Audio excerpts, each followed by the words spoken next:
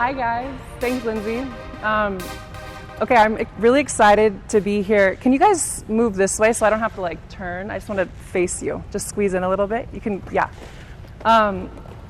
Yeah, like Lindsay said, when they asked me to come do this clinic, obviously we're here to learn how to be better setters and work on technical things that are going to help us be better, but setting is a lot of different things, right? So that's why I asked Lindsay, can I talk to the kids about mindset and goal setting and what I did when I was your age to get to where I wanted to be? Because I was a dreamer. I thought about cool things that could maybe come true one day, but I actually had a coach that helped me realize that it was important to write these goals down and to talk about these goals and to talk about what it would feel like to achieve those goals. So you guys each have a book, and you don't have to open them right now, and there's going to be a couple pages in there that you can read maybe after the clinic if you want, and there's some formats in there for you to read and maybe learn how to goal set and get clear on what you want your future to look like within this position. But I do want to share a little bit about my story because I think it will help you see that it's not always going to be easy, and it was definitely not easy for me all the time. So she shared a little bit about when I was younger and I played at college. I went to Berkeley. We did make it to the finals of the NCAA tournament and we lost, and it was heartbreaking. I went to the national team. I spent 10 years in that, almost 10 years in that gym, and there's a brief period of time leading up to the 2016 Olympics where you go in the gym every summer and you train and you're basically on a tryout. And at the end of the summer, they'll put you on this team to play for our national team, or they're going to cut you. And every single summer, for 3 summers in a row, I got cut from that team, and it was heartbreaking. The 4th summer is the summer of the Olympics, so there's different tournaments in those first 3 summers. There's the World Championships, the Grand Champions Cup, and then there's the Olympics. And that 4th summer, I changed my mindset when I went into that gym. It was no longer going to be about pleasing a coach or being better than the girl next to me. It was only going to be about showing up.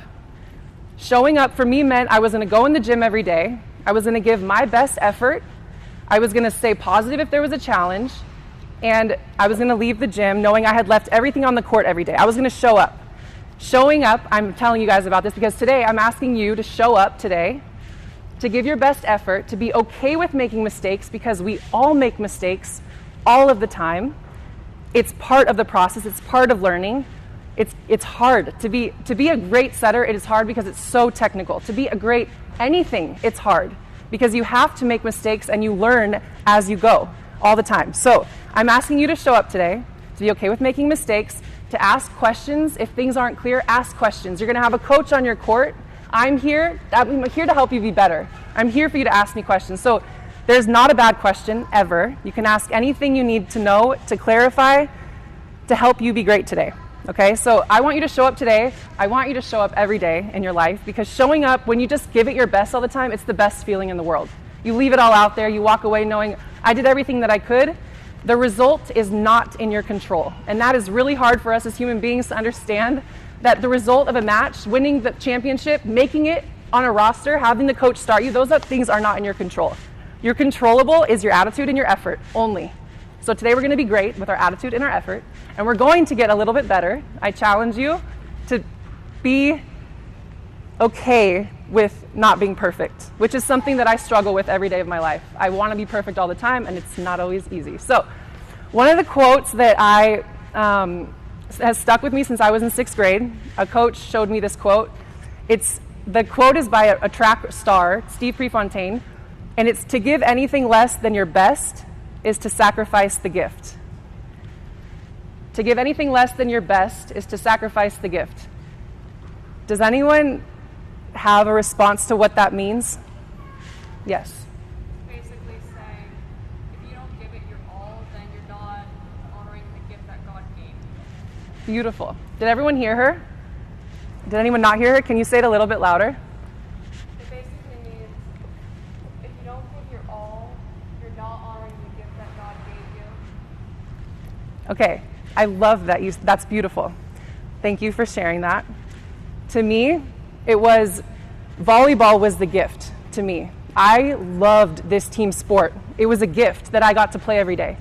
So if I didn't give it my all every day, I wasn't doing what I should be doing. So I don't know how much you guys love volleyball, but I'm 32 years old. I've been playing this sport for 20 years, and I just signed my 11th professional contract to go play in Italy in September. I am not done. I'm a setter. I've been doing this at the highest level, and I still know that I can get better. And it's crazy. We can always, always, always get better. There's never a ceiling. So yeah, I'm just really excited to be here with you today. I'm going to ask a couple of questions.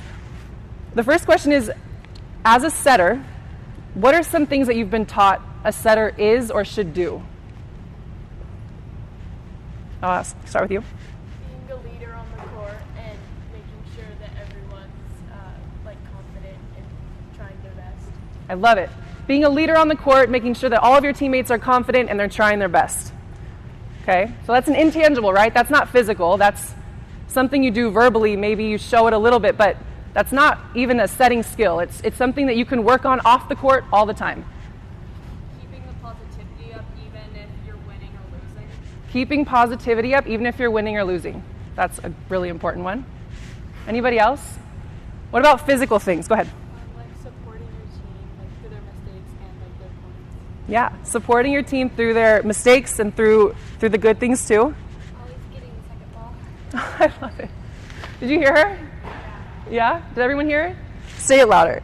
Always getting the second ball. Always getting the second ball. I love that because the only way that your teammates know if you're going to get the second ball usually is if you use your voice, right? You have, if it's a confusion play and it's in the middle of the court, like you have to say mine or I got it for your team to know that. So another thing that I would add to this is being verbal. Using your voice. Setters should use their voice. And it doesn't mean you have to be super loud all the time, but you have to be willing to have conversations, to ask your attackers what kinds of sets they like, how they feel, what's going to help them be better. Asking your coach what it is that you need to work on to be better on and off the court for your team. Using your voice. Setters, we should be loud and proud. And one of the things that my best friend shared with me, and she's right over there, is you should be your biggest fan all the time. Always be your biggest fan. You show up for yourself first and your teammates next. But you have to be there for yourself first. Is there anything else for setting? What types of physical things should setters do? What's our job? What are we here to do for our team? Yeah. Run the offense. Great. What else do we do? Get the ball to our hitters. Get the ball to our hitters.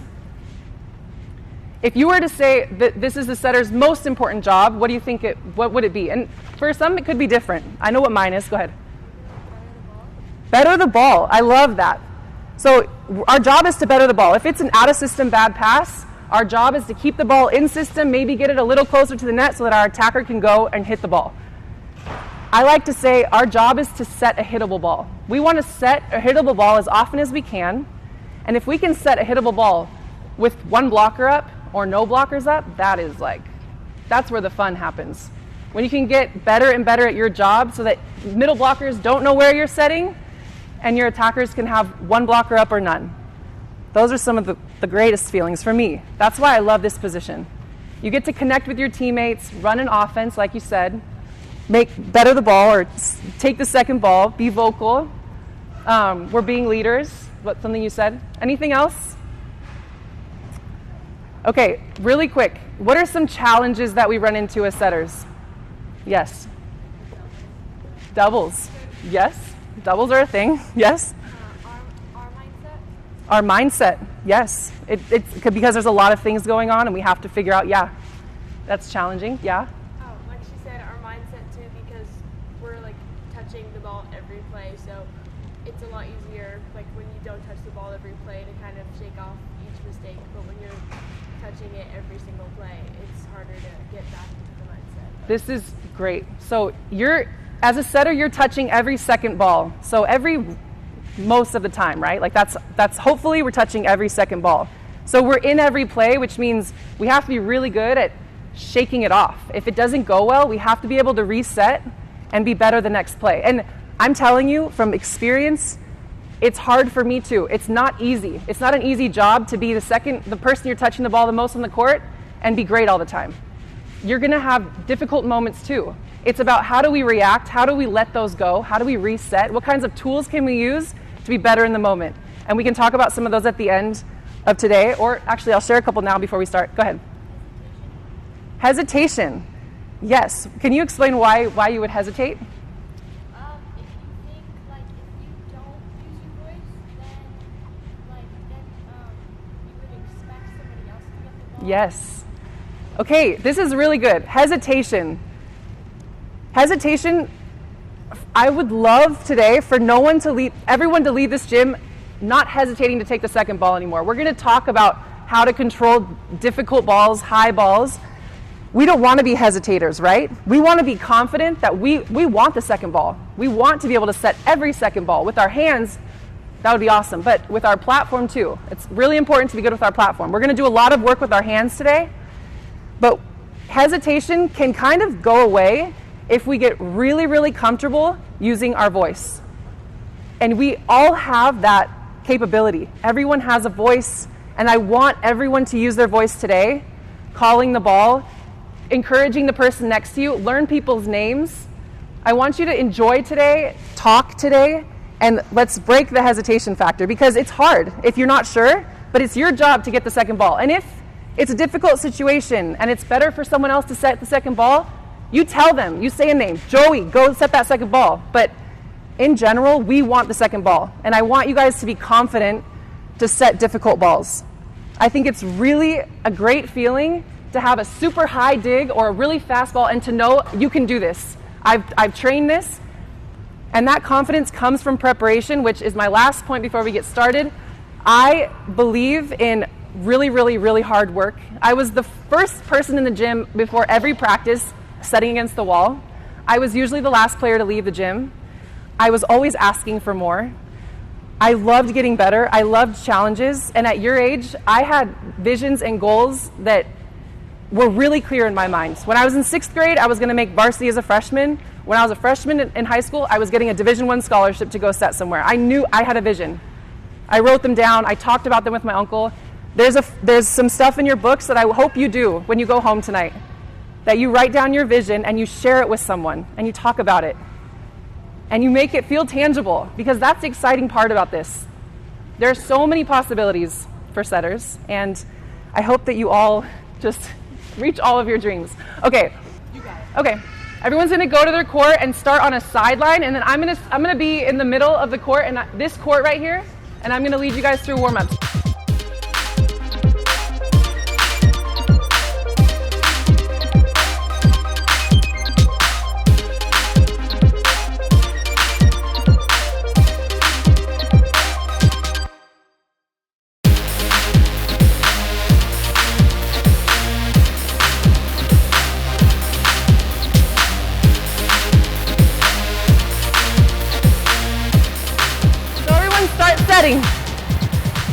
So we want our knees bent, right foot forward, knees bent. Feel your weight into your toes. Yes. Good. Setting. We're just controlling.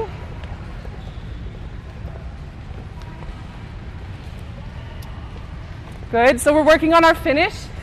Let's take a step farther away from the wall. So if you're not setting, you should be setting, not really fast like this. You should be setting. Working on our finish. Hold your finish every time. Good. Okay, now set to yourself and set to the wall. Set to yourself, set to the wall. We're controlling. Set to yourself, set to the wall. And if you have to move your feet, you move your feet and adjust. You're set to yourself and set to the wall. Bring up our hands. Okay, take one step closer to the wall. Now you're just using your right hand. You're just setting the ball with your right hand. Control. Still in that setting position. So you're still in that setting position and you're controlling the ball. Just your right hand. Switch to your left on this court. So bend your knees. You should still be in an athletic setting position. Yes. Switch to your left hand. Switch to your left hand. Good. Standing on your right leg, setting with your left. Stand on your right leg and set with your left. Stand on your right leg, good. Switch your left leg and set with your right. Switch, set with your, yes, good. This is just about control here. Can you feel your body? Can you get grounded in the ground? Good. Good. Couple more. Okay, now you're just setting to the wall and you're squatting. And you're going to set and squat. Set and squat. Just warming up your legs a little bit. Set to the wall and squat. Set and squat. Good. Good. So you're controlling this here. Good. Warm up your legs. Just a couple more. Good.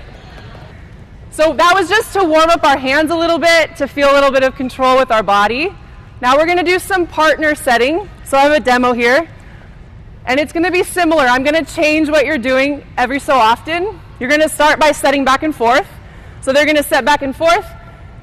And what I would love to see is that every time they set, they're in a setting athletic position. So their right foot's going to be a little bit forward. Their knees are always going to be slightly bent. Their hands are going to be early, and they're going to hold their finish. So this is just warming up together. And then they're going to set to themselves, and they're going to back set. So when they do this, this is the most important part of this. This part of it is setting yourself a high ball so you have time to turn and back set. And then they're going to go back to setting forward, and they're going to side set. Yes, exactly. So you're going to set to yourself and side set. Set to yourself and side set. Sorry, I didn't say that. Set to yourself and side set. This is a kind of challenging and an interesting way to warm up, but it's important to realize that in setting, the ball is going to come from different areas, so having control in your warm-up, you can do this with a partner before you play. I think it's good to be able to side set and locate the ball. So we're going to do that for a little bit. And then the last part of it's going to be, you're going to keep setting to yourself. She's going to set to herself and control the ball. You're going to run around her. So this is just going to be the last part of our cardio before we get started. Back, and then you're going to set to her, and she's going to set to herself and control and go back. Yeah. And we're going to do that a few times. Now when we're doing this control, you're still knees bent. Okay, hold the ball. So really quick, couple really important keys just with this part. We want our knees bent, right? Our right foot slightly forward, and we want to always be in this position. If I see you standing like this is not what a setter looks like ever. We never look like this in the game ever. I want you all to be ready all the time. Knees bent, right foot slightly forward. For these smaller courts, they can set a little bit closer together, and then you don't have to have them turn if it's not working. Okay, go to your court, find a partner, and start setting back and forth.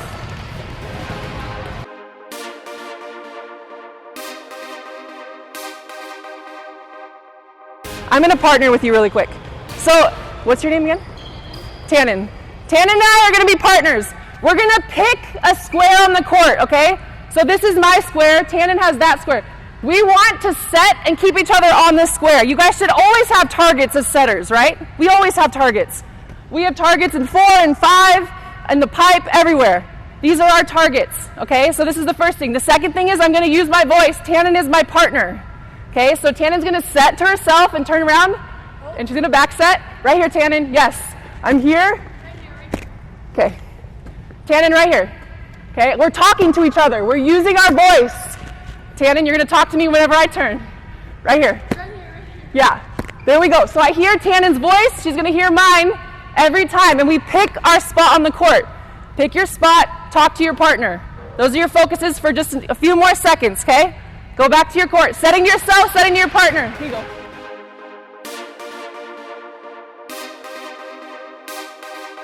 What are a couple of things that happened when we started picking a spot and talking to each other? Our sets got more consistent. Way more consistent. I also saw some laughing and stuff as this happened, but it's important for us to try something and see what happens, right? Why are you laughing? I don't know. Are you having fun? Yeah? I love your smile. Okay, that's important, right? The more we communicate, the more we know our attackers, the more we can talk to each other, the more consistent that we're going to be. Do we need water? Yes. Okay. Run and get a water. Actually, let's bring it in and let's do a cheer. What are we cheering here? Roots. And you're going to lead our cheer. Roots on 3. I thought it was roots on 2. Ooh, roots on 2. It goes roots on 2. Roots. Oh my gosh, then you lead it. You got it. Roots on 2! Roots! That was awesome. That was great. Enter from zone 1. The drill is going to be like this. Marina's going to toss for the first setter, but our focus for this next 10 minutes is just on our feet. Okay? And a lot of people are learning different things as with footwork, but I found the most efficient way to set an in-system ball with my feet is to have a right, left, right pattern. So the tosses are going to be good. We're going to work on only good passes, and we're going to set either a 4 or a 5. And our feet are going to look like this. We're going to go right, left, right, and it's going to be kind of rhythmic. Hopefully we draw our hands up to our head on that last 2 steps. So they're going to be up earlier than the ball gets to you, right? We want to draw them early. And our base position, once we get in here, is really loaded. I'll talk about this over and over because I believe in a strong base. I really do. If we're ready to run, we're going to get to way more balls. If we get here and we stand, we're slower and we're less reactive. Okay, so I want to see everyone like a ninja today, loaded in their legs and ready to move. If Marina tosses me a ball, I'm here. Go ahead. I'm right, left, right, and I'm going to set the 4. On this court, you're going to enter from 1. So you're going to come here. These 3 setters are going to set. Just them, you guys are going to catch and throw back to Marina. And it's going to be pretty quick. So after you set your back, there's going to be 2 balls in here. Actually, yeah, you can give 3. So if she sets to you, you bounce Marina the ball, and you're on. So we're going to enter. We're working just on our feet. Right, left, right, and you're out. Yep. Working on right, left, right. Yes. And you guys, it's really hard to just think about one thing at a time with setting, but that's all we're thinking about is our footwork right now. We're getting in there right, left, right. We're working on our footwork, right, left, right, and I want that, yes, that right foot forward when we finish our set. And you can, Marina, so this good pass toss is great. Go ahead. She's going to slap in. It can move her forward a little bit. A good pass is anywhere in this region right here, okay? We're good pass moving her forward. And you can set a 4 or a 5. Are there any questions?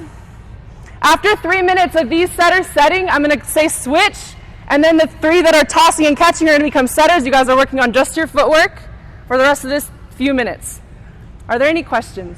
What? 6 on each side. Yes, 6 on each side. Six players on each side of the net. Coaches, is that clear? We good? Yes, Coach. Working on our footwork. Okay. So what does our ready base position look like? What do we look like? Yes, our feet should be under our hips. We don't need to be here. We aren't here, we're here. We feel our feet in the ground. We use the ground when we set. So coaches, I would love for you to just reiterate with these kids when they get in there, they're ready to run, they are ready to move, and they are expecting the ball. Okay? We look like athletes all the time. Does that make sense? Yes, Coach. I love it. All right, go to your court.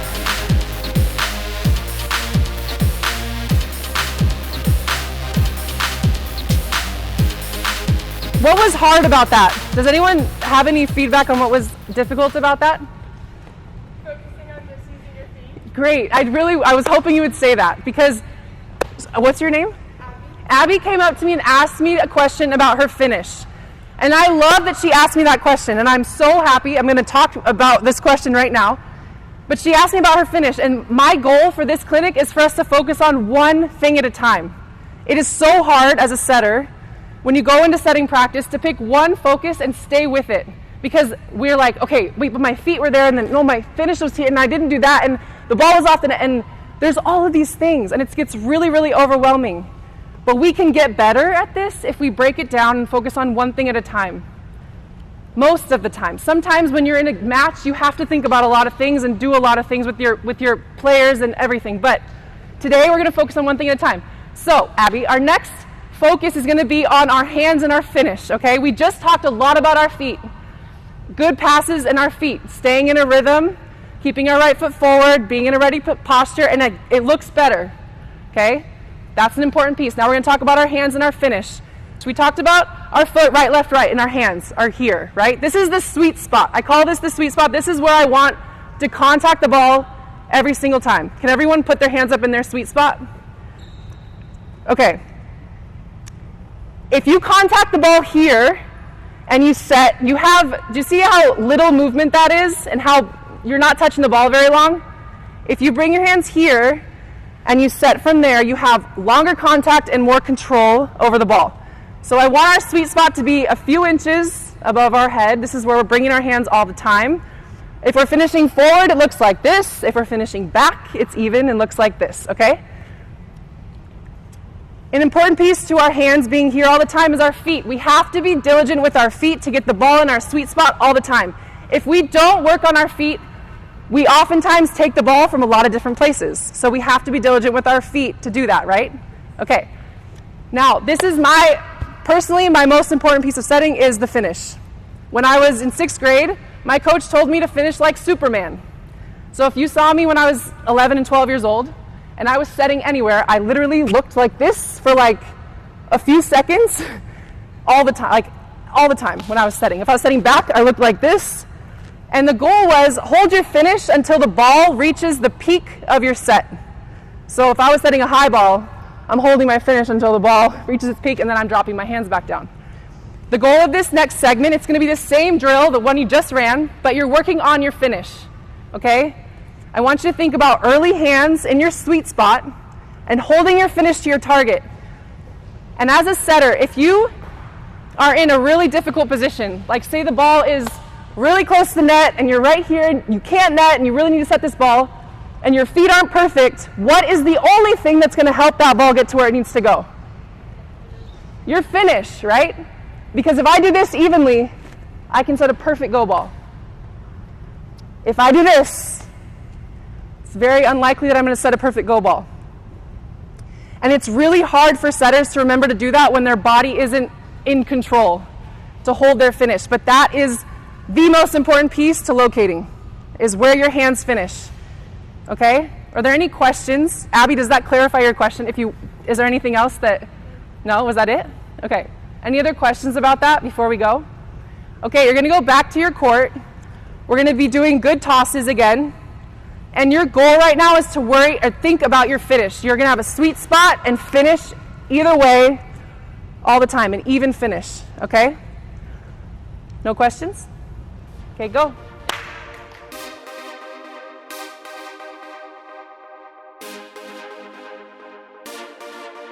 How did that go? What felt good? What was hard?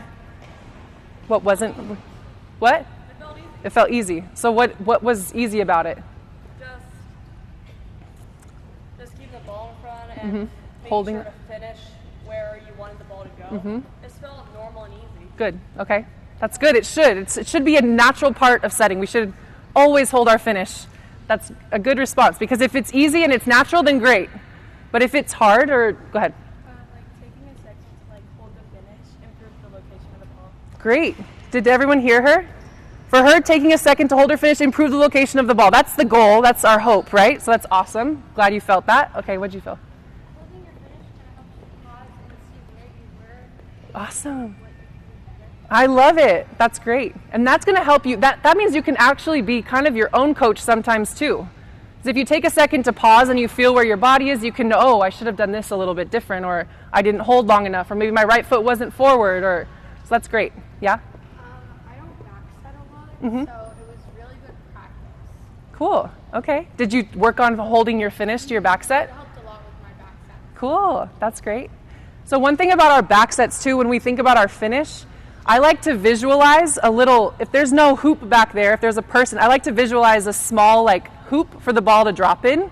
So when I'm holding my finish, I'm finishing that ball into a little hoop that I've imagined in my head. And I kind of picture it there all the time when I'm in setting training. If I don't have a hoop there physically, I picture it, and it actually helps to make our target smaller. So that's good, because we can't see back there, right? We have to trust that where we're setting is the right spot.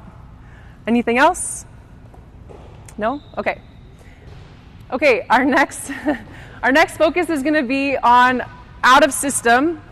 We're going to talk really briefly about our footwork out of system and setting a high ball.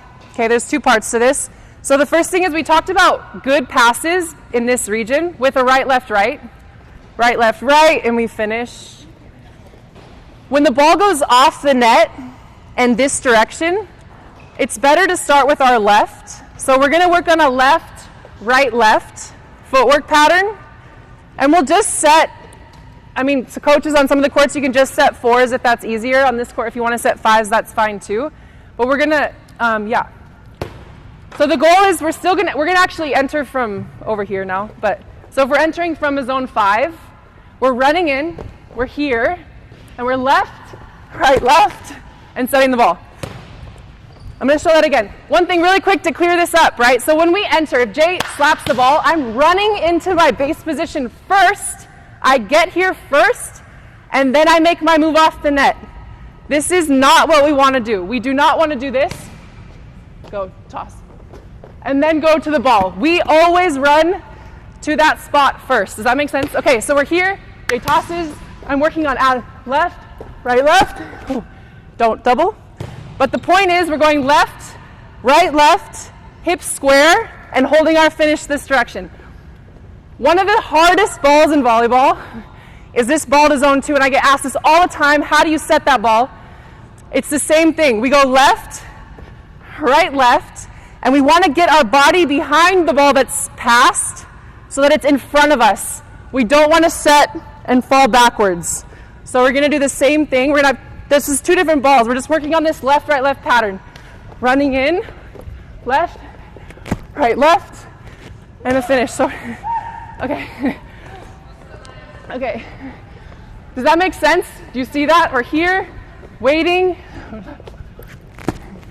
and setting, okay? So working on a left, left pattern. That's the first part of this drill. And the second part we're going to talk really quick about is high ball setting. And Jay, I'm going to have you toss me some out-of-system balls that are pretty high.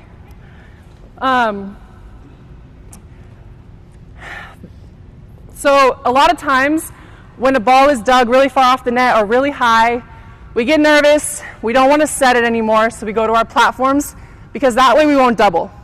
I know the feeling. I felt it before. Every setter feels it. With this part of the drill, we're going to challenge ourselves to set those balls. So Jay is going to toss me some really high, spinny balls, and I'm going to set a few out-of-system balls. The few focuses for these balls, you guys, the first thing is that sweet spot. So when the ball is super high, a lot of times we start getting nervous and we go to try to set it earlier. That is not what we want to do. When the ball is high, we get our sweet spot set. We do not reach for it. We get our sweet spot set, and we keep our hands here.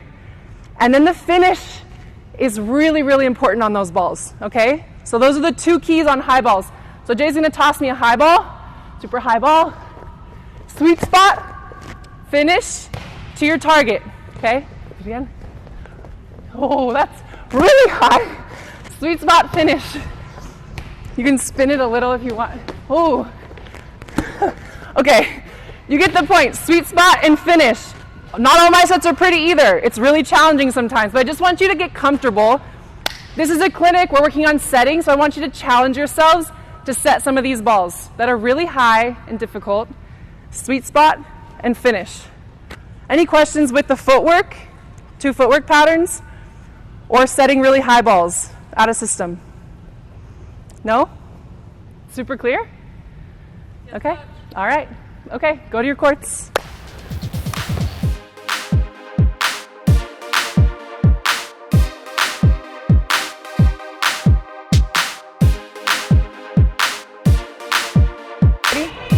So, Jay, I might have you toss me a couple. So we're going to work on these high balls, right? These out-of-system balls. And I want you to think about a couple of things for those high tosses, okay? We talked about the sweet spot and the finish. And one other thing that helps me a lot when I'm off the net is as setters, we think about the sweet spot as in the middle of our head. When the ball's really far off, we almost want to track the ball onto our right eye because we're so far off the ball as to get all the way over there. If we can track the ball almost to our right eye a little bit more, it's on a better line. If we have it in the middle, it tends to come off. So it's a really intricate little piece that might be weird to think about. But if you start thinking about that when you're really far off, having it more on your right eye and finishing, it will likely be located a little bit better. And the other thing I want you to remember is with high balls, we're not we're in a loaded ninja type stance, but we're not like using our legs. Just because it's a far ball doesn't mean we need to use a lot more of our body. We're strong with our upper body to set that ball, but we want to be loaded. So like we want to look here, and we can use them, but we don't need to jump. We're loaded. We're using the ground and using the energy from the ground to set these balls. Does that make sense? Okay, they're going to be challenging, right? We're going to be farther off the net. But I think this is the fun part. Try to get hands up early, sweet spot, and hold that finish. Okay, let's set some high balls. What types of things like did you feel? Because I saw some huge improvements being made. Yeah. Okay. That's good. I got better at really turning my body to Awesome. work to them. To the target. Yeah, good. I think as soon as any athlete starts thinking, I'm going to run to this ball, everything just gets better. When we walk or we're slow, it's like it's late and everything's harder. But whenever we're like really engaged in our starting position and running to the ball, I saw huge improvements being made. And our finishes, you guys, look so good. A lot of you look like Superman, which is great. That's like what I would love to see. It's what I looked like for a long time. Do we need water? Okay, let's do one last water. We're going to do a little bit more volleyball. So where's our cheer leader? Let's go. Roots on 2! Fires me up every time. We're going to do, it's like kind of a challenging drill because you don't know what's going to come at you. So the goal is to just be ready for anything and do your best, okay? So Julianne, it's going to be the same type of drill, but every setter that comes in, so everyone's going to enter from 1. When you enter from 1, your first toss is going to come from Jay, and you get 3 balls in a row before you switch with the next setter, okay? And these 3 balls can kind of be anything. They can be a good pass, they can be an out-of-system pass, or Jay can bowl it into the net, and I'm saving that ball out of the net. Okay, so this is what happens in volleyball. We have unexpected things happening all the time. So it's just be ready and do your best, okay? So I'm going to demo one time. Jay, you can do 3 different things. Don't break my ankles. But really quick, the one thing I want to say about saving balls out of the net, the lower you get, the better success you're going to have. I have a lot of teammates that get to a knee as soon as they see the ball going in because the lower they are, the more time they have. But the goal with that ball is just to pop it up. You're not doing anything crazy with it. You're just saving it on your side of the net, okay? So 3 balls, it can be a good pass, out of system pass. She's not going to give me time. I'm ready. I'm out of system. Okay? And then I'm saving the ball. Okay, now Jay has to do it because she got me on the ground. Okay. So that's the goal of this drill. Do we need another demo or are we good? Make her do it. Jay. Okay, we're in quick, you guys. We're ready for anything. You can jump set if you want. I'm ready. I'm low. I'm saving the ball. I'm ready. Oh. Easy. Yes, I kind of located that one. Okay. I'm out of breath. How are you guys doing this for so long? Okay. So that's the goal of the drill. For coaches, you got your courts. You can probably toss these kids can go through however you want, whether it's all of them or half. We have like a few minutes before we stop. So any questions? I'm really tired. That was really hard. I think, yeah, on this court, I think 3 and 3. On some of the other courts, you can go all of them at once. Got it? Any questions? Okay, go.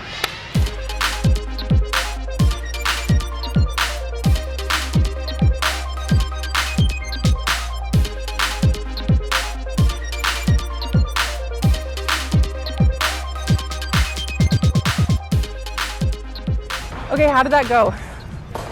Yeah? Any like takeaways, things that you felt you got better on, hopefully, like things that made more sense? Yeah? I got a lot better on like using my hands on out-of-system balls. That's good. Okay, so what helped you? Just thinking about finishing and holding that? Yeah, especially finishing because it helped me work on my hands and the location. That's great. Okay, I think one of the biggest things with out-of-system balls, we've talked a lot about that towards the end, is just being like confident that you're going to set it with your hands.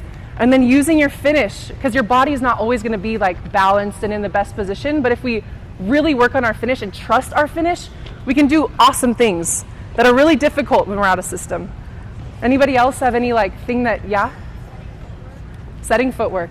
Did it help? What did you learn that helped you? To get to the ball, faster footwork to get the ball, that's great. Yeah. Better ways to really like get it to where I want to go. Okay, and you talked about squaring your body to the target, right? That's great. Yeah. Like having a cleaner set in general because I held my finish each Good. time. Awesome. Love that. That's so great. Okay, cool. What I would really like to do is open this up for questions that you guys have for me. It can be anything that related to volleyball. Lindsay, also, if there's anything that you wanted me to cover in this part, like... I think that, sorry, I was outside with the Oh. kid who misses her Oh, no. mom Oh, my so gosh. much. Oh my gosh, hi. Yeah, there she Wait, is. where's her pacifier? She needs her... Oh, Jake, I can don't you know get where her it is. pacifier to the side of her diaper bag? That's Oh, probably what she needs. yeah. I think actually the main other thing I want to do, Julianne, before you go, is introduce Julianne. She also played pro for several years. She coaches at St. Stephen's now. She does all sorts of coaching in town, but she's another pro that's played with Carli for several years. And so just being able to have awesome women like this in our gym is great. Obviously, we have a ton of great coaches, but being able to have guest coaches like you is just fun for us. Yeah. So just want to say thanks to the two of you. Yes, go grab the pacifier. I was And just then- telling them that I want this time to be a Q&A. Yeah. Like, if they have any questions, great. And then if you have anything that you wanted me to cover as well, like if there's not questions. But No, if I you guys think- have questions, this is the time that I want to answer them. And it can be volleyball, setting related, playing professionally, playing in college, anything in life. And I love this part because this is like, if you guys wanted to know anything from a professional volleyball player, what would you ask them? You have a chance. And I'm here, Jay's here too, if you want to ask her a question. But yeah, this is great. If they have questions, great. Yeah, but if yeah. you want to pitch We in, have one. okay, Yes, yeah, we have let's one right there. start here. How hard or like how rare is it to get a volleyball scholarship? Ooh, how hard or how rare? To get a scholarship. That's I don't know numbers and stuff, but I wouldn't say it's rare to get a scholarship if you're.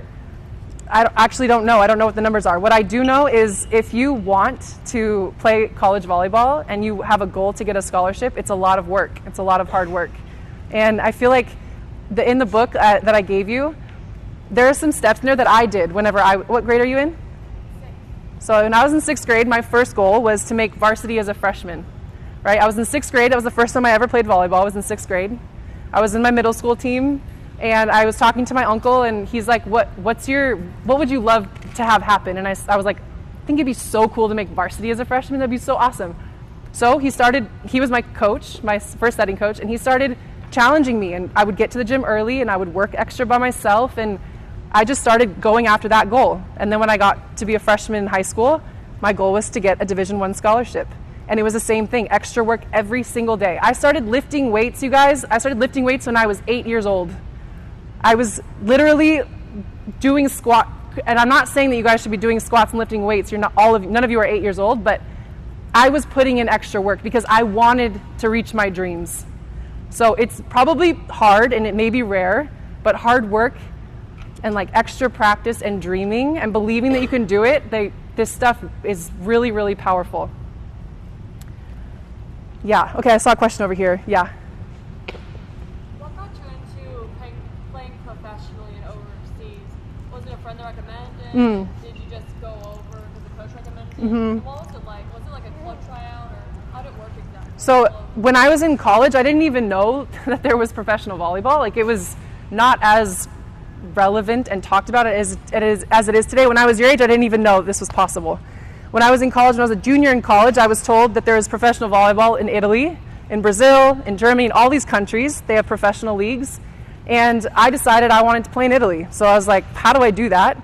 And there are agents overseas. I have an Italian agent, but they will actually kind of recruit you when you're in college and come watch matches and things like that. So it's not a process that you think about at your age, because it's not going to happen until in college or towards the end of your college career.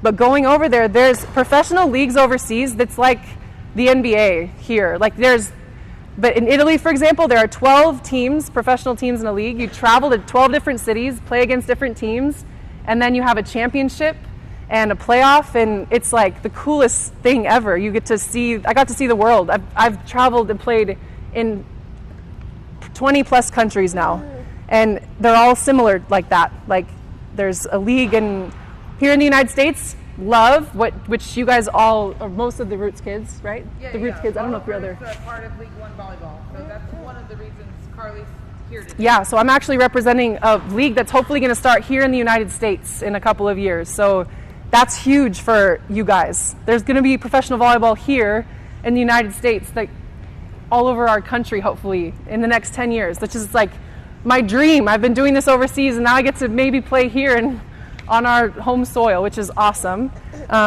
Anyway, I hope that, hey, I know. Any other, sorry, yes, questions? Yeah, did I ever play any other positions than setter? I started when I was in 6th grade, like I was telling you, and I ran a 6-2, so I hit and set. I actually hit out of the middle, set when I was back row. We did something kind of different, and I wanted to be an attacker. I did not want to be a setter. When I was a sophomore in high school, I was like, I want to be an attacker. I want to be scoring all the points. And the club coach told me, no. If you want to go to the highest level, you should be a setter. You are a little bit taller than some other setters. You're pretty physical, but you have a lot of work. But you can probably go play Division I volleyball if you be a setter. And I was like, I think I cried for weeks and had arguments with my parents, but it was the best decision I ever made. I got a full ride to go play college volleyball, and I love setting now. But I wanted to be a hitter, and I thought I was going to be a hitter for a long time. Oh my gosh, maybe not that, but I loved hitting. And on that note, actually, I meant to mention this earlier. You guys are maybe all setters for your teams. Maybe you're another position. I don't know, but it's really, really important to be good at all the skills in volleyball. Like, I have a really crazy story, actually. I thought defense was awful when I was your age. I didn't try. I didn't try to roll and learn how to dive and those kinds of things. I just stayed on my feet, and I wish I had tried really hard to learn everything on defense early, because I got to college and I was behind on defense, and I shouldn't have been. I was one of the best setters in the nation when I left high school, and I was really bad on defense. So I'm telling you this now, if you're a setter, if you're an outside, if you're a middle, it doesn't matter. Be good as you can in all of the things. Learn how to set, be good on defense. When those other types of reps are happening in practice, be diligent about getting better on those too. Serving, blocking, covering, defense, all of the skills are important. So it's really important to be an all-around player, not just be able to set a good ball. You want to be a good volleyball player. I love defense now, and I'm still getting better every day. It's crazy how much I've learned in the past 3 years of playing versus the 17 before. So you can always get better. Yeah, so exciting. Okay, wait, I'm going to come back to you because you asked me a question already. How high can you jump? Oh my gosh, I don't know. I think, the highest, I was 10, I probably could touch 10.4 at my highest. But I don't even know what that is. It's really not that high. Compared to some of my teammates who touch 12 feet. Okay. Okay. For a lot of people, that's high. What did you touch? 10.6. See? That's high. That's higher. I'm an outside. Okay, doesn't matter. Okay, another question. I'm going to come back to you because any new question, people? Okay, go ahead. As a setter? I run a 5-1 now, so I'm the only setter on every team that I play for. I set all the way around. I haven't hit a ball in a long time. You want to tell the difference in the international rules? Because they may not know that. Do you know the difference? As far as subs and stuff? So internationally, there's only 6 subs versus they have 12. Yeah, so we only get 6 substitutions internationally. That means if I'm on the court and I go out, I can only come back in once. I can't sub in and out throughout a match, so we can't run 6-2s overseas. You can't, it's impossible because you don't have enough substitutions. The libero is the same. They can go in and out as many times as they want, but the subs are different. And internationally, liberos don't serve. The middle have to serve. Liberos don't serve at all. So a little bit different rules. if you watch men's college volleyball, they have the same rules as the international game. But it really means that all the players at Carli's level, at Julianne's level, have to be great all around. They can't be specialists. They have to know all the skills. And like on that note, the middle blockers in like over in Europe are like amazing defenders sometimes. And like how they're so good because they've spent so much time getting good at that skill and playing back row defense a lot, which here in the United States is less important, I guess, for our college, which that should change, by the way. It's important. We're working. Yeah. Any last questions? Yeah. What age were you when you wanted to go to the Olympics? Oh my gosh, my first time thinking every age, yeah. I think the first time that I wrote it down, I was like 15. And the thing is, I was watching Carrie Walsh and Misty May in the Olympics, beach players. I went with Julianne to a beach tournament in Southern California, and I took a picture with them, and I got their autograph. And I have that on my wall in my room still. And I ended up going to the Olympics in 2016 with our team and won a bronze medal. And that was like my dream come true. Yeah, okay. Yes, yeah. Oh, cool. Awesome. April's really cool. The AVP is happening in Austin right now. Did you know that? Are you going to go watch? Oh, she's not. Yeah, she's not playing this tournament. Yeah, there are other good girls there. They're playing tomorrow. You could go watch. I'm probably going to go watch. Hoping. Yeah. How was the transition from college volleyball to pro? Yeah, that's a good question. I think the biggest difference between those two, one is the speed of the game. It just gets faster and faster as you go up in level. So it's a lot of being really good with your eyes and watching I watched way more film when I went over there. I watched a lot of my opponents. I watched tons more film on myself because, yeah, you can get a bunch of reps, but you also have to learn about yourself off the court too, because your body can only do so much. So like we watched hours of film, and what was the other thing I was going to say? The other thing about that is when you're in college, you're playing for a team and you're a student athlete, and when you go overseas and play, it's your job. So it really feels different. There's maybe more pressure in some scenarios because you're representing a whole like society, and it's a professional volleyball league, so it's just bigger than college volleyball. But what I love about it. I love living overseas in different countries, so I've been able to learn new languages and like meet a lot of different people, and it's just a really cool opportunity. I just wanted to say really quick thank you for going through this with me today. I love